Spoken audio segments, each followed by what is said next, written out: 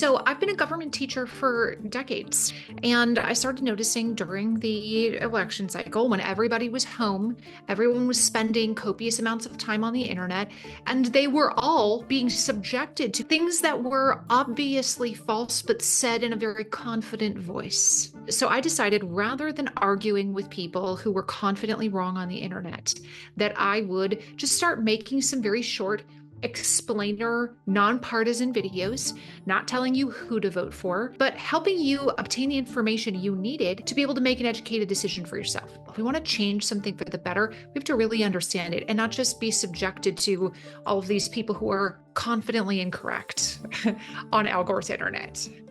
I'm Sharon McMahon, and here are 5 moments in American history that really made a difference. 5 milestones, if you will. The first one is the time that a man named Gouverneur Morris met Alexander Hamilton. Alexander Hamilton and Gouverneur Morris were best friends, and together they would go on to make New York what it is. New York would be nothing without them, and consequently, the United States would be nothing without their efforts. They were friends together at the Constitutional Convention, and what the impact was of their collective efforts, we are still feeling today. My second milestone involves one of my least favorite presidents, Andrew Jackson. Battle of New Orleans is a battle in the War of 1812, and what a lot of people don't realize is that the War of 1812 was already over. They had already signed the treaties, but it takes a long time for word to reach them across the ocean. So they're continuing to fight.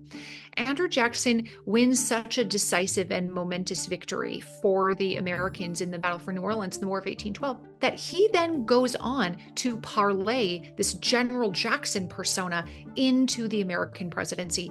And the Andrew Jackson presidency, for better or actually for much worse, has had an absolutely massive impact. It was a big turning point, a milestone in American history.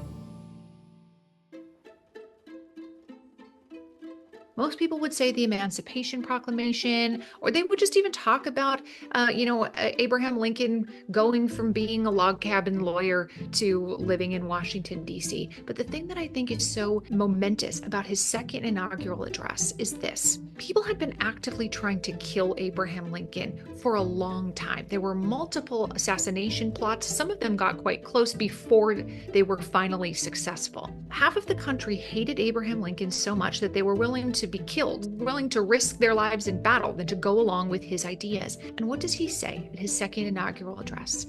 With malice for none, with charity for all, let us bind up this nation's wounds and continue the work we are in. And I think those are still words that we need to live by today. My 4th milestone in U.S. history comes from a man named Julius Rosenwald, who became incredibly rich through what he calls proximity and luck. He is the child of immigrants who arrived in the United States with nothing. His father was a peddler, literally going door to door selling things, and he becomes fantastically rich. And what he decides to do with his money is not put it on the side of a building. He doesn't build a bunch of wings of museums called the Rosenwald Wing. What he chooses to do with his money is build 5,000 schools in the United States. 5,000 schools, which results in hundreds of thousands of children being able to receive an education who would not have been able to get one otherwise. And those hundreds of thousands of children who became literate, who had the opportunity to become educated, have had effects on tens of millions. Septima Clark. She was born in 1898, and she eventually loses her job as a teacher because she is a member of the NAACP. And she refuses to hide the fact that she was a member of this group. She refuses to go along with their edict that you have to disavow this group if you want to be a teacher here. She refuses. So she gets fired. And getting fired was such an integral moment in U.S. history because she goes on to form something called citizenship schools. And she goes on to have a teaching job at another place where she taught a woman named Rosa Parks. And Septima Clark is in many ways the mother of the civil rights movement.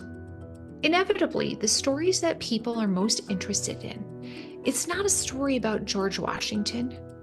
We've been George Washingtoned out. It is the ordinary, small people who live ordinary lives doing normal things, who choose, not because they fall into an incredible amount of wealth or riches or fame, who choose to do something with their lives that makes a difference. Those are the people who are both small and mighty that I find like the most fascinating to study.